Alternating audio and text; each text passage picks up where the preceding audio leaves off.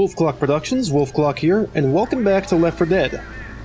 Quick reminder before we get started, just like my last few videos, if you could spare a dime, I'm helping my friend move across the country and really be appreciated. I have a coffee link down below. I've also got the super thanks enabled here on YouTube, which, I'll be honest, I don't really know where it sends the money to. But it's also an option. We have enough to afford the move itself, but it's been kind of expensive, so a little help goes a long way. And as always, if you can't leave a tip, it's no worries. Likes, comments, and view time help increase ad revenue anyway. That's all. Let's get back to the video now. Left 4 Dead 1, like all of Valve's source games, has a developer commentary track and the extra features. However, someone on the team just before the launch of the game messed up and set a bunch of console commands to be developer only, including ones that were utilized by the dev commentary. This means that for many of the commentary nodes that are meant to showcase the technical side of Left 4 Dead's visuals and how they affect gameplay, the game will attempt to run some of these disabled commands, but will be unable to. When I found out about this way back in July of last year, I assumed at first that it was just a side effect of update decay over the years, accidentally blocking commands that were there when the game shipped. But no, I have an archived copy of Left 4 Dead's retail disc build, version 1.0, EXE build date circa October 28, 2008. That's a whole 20 days before the game officially released. So Left 4 Dead's dev commentary has been dysfunctional since day one. Thankfully, through the use of modern science, and more importantly, source mod plugins such as Prodigy Sim's recording helpers and Michael Smith's source speedrun tools, we can remove the dev-only and launcher-only tags from these console commands, and allow for them to be used once more. This was actually an important step in the environmental storytelling videos, since it allows for me to enable the maximum possible texture and model quality. So, without further ado, I hope you all enjoy seeing these commentary notes the way they were supposed to be seen.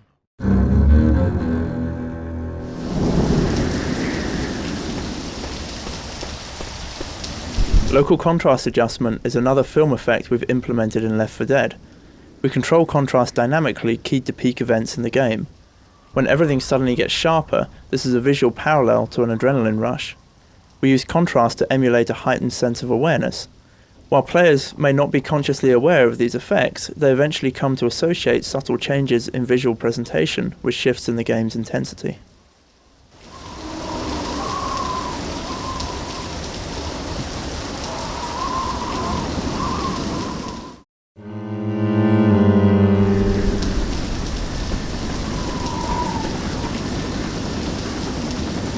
One of the film techniques we relied on was color correction. Color correction simplifies and unifies the visual palette. Our color correction allows us to set a specific saturation threshold below which everything falls off towards gray, while critical items like health packs and blood stay bright and eye-catching. We also vary color correction by area. For instance, safe rooms have a warm color quality, evoking safety, in distinct contrast to the cooler palettes of the outdoors, which feel cold and forbidding.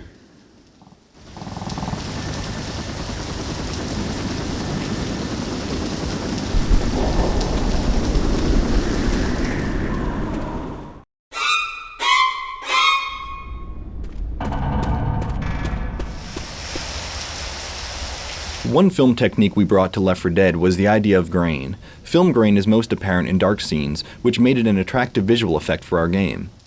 Grain does a good job of implying detail in darkness, adding grittiness and texture. However, we found in playtesting that if we applied grain uniformly, people would quickly tire of the effect. We hit upon a method for dynamically varying the grain effect based on light level. Scenes range from grainy texture in darkness and shadows to no grain at all in the brightest spots.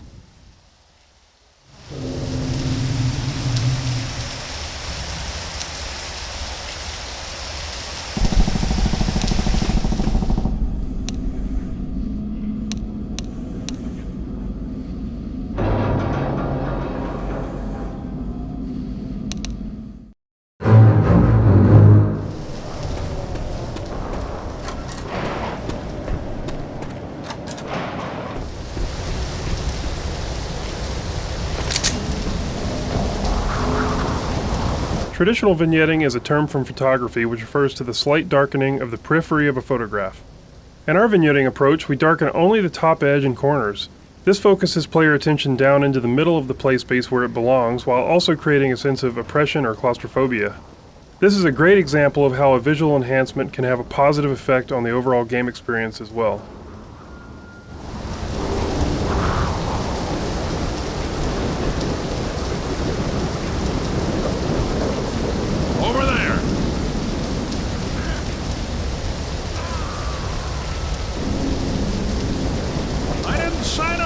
shit.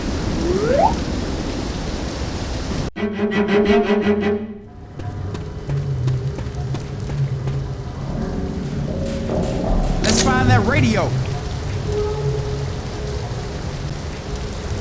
Mercy Hudson, pick up the radio if you are there.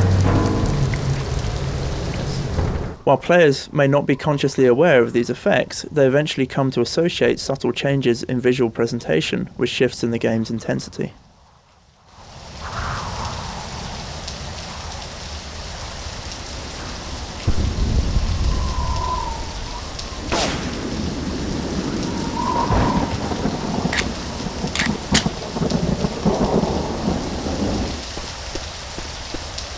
Our first maps created specifically for the game were giant non-linear city sections. The idea was that the survivor team would have to find their way through the zombie-infested city. Playtesting quickly revealed that keeping track of your teammates and fending off the hordes of zombies completely consumed players' attention.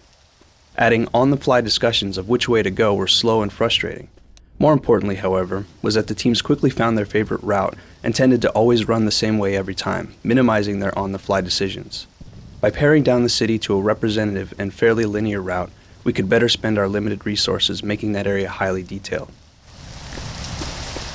The darkness is crucial to Left 4 Dead, as it forces players to stick together and encourages cooperative gameplay.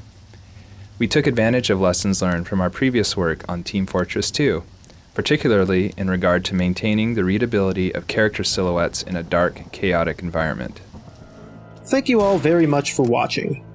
Since this was a bit of a shorter video, I thought I'd take a moment here at the end of it to mention that, yes, the next environmental storytelling videos are going to happen, including the full behind-the-scenes video, as well as an episode on the Cut campaign and another on the survival maps, both finished and cut. As you can imagine from the start of this video, I've been a little preoccupied both mentally and physically this month with the moving situation, but once that's all done, I'll hopefully have some time to get going both on the Left 4 Dead videos as well as a follow-up to my most recent Portal video. And if we're lucky, I might even be able to get some more videos out before the end of this month anyway. If you want to get these working yourself, I've included links to the plugins that I use in the description. Just be warned, if you install source mod and plugins into your game, remember to start it in insecure mode so that you don't risk getting a VAC ban. If you're interested in seeing more Left 4 Dead stuff, you should check out my series analyzing its environmental storytelling. Likewise, if you're more interested in videos on the technical aspects of games like this one, you should have a look at my most recent episodes of Betafied on Portal. As always, I have been Wolfclock. I will see you all in my next video, whenever it may be, and thank you all again for watching.